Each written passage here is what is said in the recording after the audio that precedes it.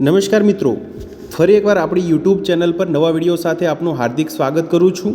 જો તમે આ ચેનલ પર નવા હો તો આપણી ચેનલને સબસ્ક્રાઈબ કરી લેજો, જેથી આપને સરકારી તેમજ પ્રાઇવેટ ભરતી વિવિધ યોજનાને લગતી અવનવી અપડેટ્સ મળતી રહે। અને જો તમે અમારા વોટ્સઅપ ગ્રુપમાં જોડાયા ના હો તો તેની લિંક નીચે ડિસ્ક્રિપ્શન બોક્સમાં આપેલી છે, ત્યાંથી તમે જોડાઈ શકો છો, જેમાં આપને વિડીયોને લગતી ડેઇલી પીડીએફ તેમજ અન્ય ભરતી વિશેની તમામ માહિતી મળી રહેશે।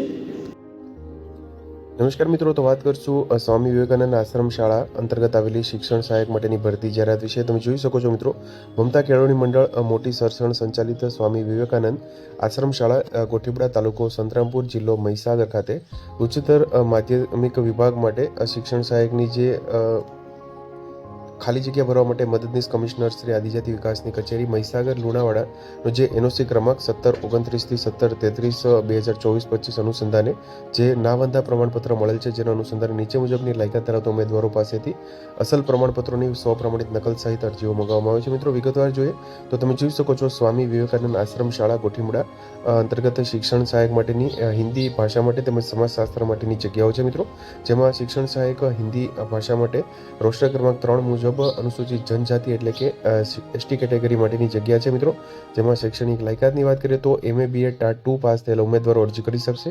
તેમજ સમાજશાસ્ત્રના વિષય માટે શિક્ષણ સહાયક માટેની રોસ્ટર ક્રમાંક 4 મુજબ જગ્યા છે, જે SCBC એટલે કે સામાજિક અને શૈક્ષણિક રીતે પછાત વર્ગ માટેની જગ્યા છે। શૈક્ષણિક લાયકાતની વાત કરીએ તો MA BA ટાટ 2 પાસ થયેલા ઉમેદવારો અરજી કરી શકશે। તારીખ 13 નવેમ્બર 2024ના રોજ ભરતી માટેની જાહેરાત આવેલી છે મિત્રો। ઉપર મુજબની લાયકાત ધરાવતા ઉમેદવારોએ જાહેરાત પ્રસિદ્ધ થયેથી દિવસ 10માં રજિસ્ટર પોસ્ટ એડી દ્વારા અરજી કરવાની રહેશે મિત્રો। ભરતી બાબતે વિશેષ નોંધ આપેલી છે મિત્રો, તમે જોઈ શકો છો, નિમણૂક પામેલ ઉમેદવારે આશ્રમ શાળાના સ્થળે 24 કલાક રહેવું ફરજિયાત છે। અધૂરી વિગત અને અધૂરા પ્રમાણપત્રોની અરજી ધ્યાને લેવાશે નહીં। તેમજ શિક્ષણ સહાયકના સરકારશ્રીના વર્તમાન ધારાધોરણ મુજબ ફિક્સ પગાર ધોરણ મળવાપાત્ર થશે। આદિજાતિ વિકાસ વિભાગ ગાંધીનગરના પરિપત્રો, ઠરાવો તેમજ સૂચનાઓનું પાલન કરવાનું રહેશે। તેમજ ઉમેદવારે કમ્પ્યુટર કૌશલ્ય પરીક્ષા પાસ કરેલી હોવી જોઈએ। ઉપર મુજબના વિષય અને લાયકાત સિવાયના તથા સમયમર્યાદા પછી આવેલા અરજીઓ આપોઆપ રદ થવાને પાત્ર થશે।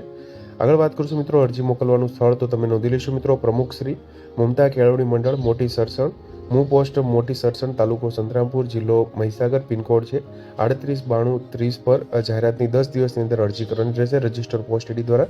તમે જોઈ શકો છો મિત્રો, 13 નવેમ્બર 2024ના રોજ ભરતી માટેની જાહેરાત આવેલી છે। સ્વામી વિવેકાનંદ આશ્રમ શાળા જે ગોઠીમડા તાલુકો સંતરામપુર જિલ્લો મહીસાગર ખાતે આવેલી છે। તો મિત્રો, જો વિડીયો પસંદ આવ્યો હોય તો લાઇક કરજો, તેમજ તમારા મિત્રો સુધી શેર કરજો।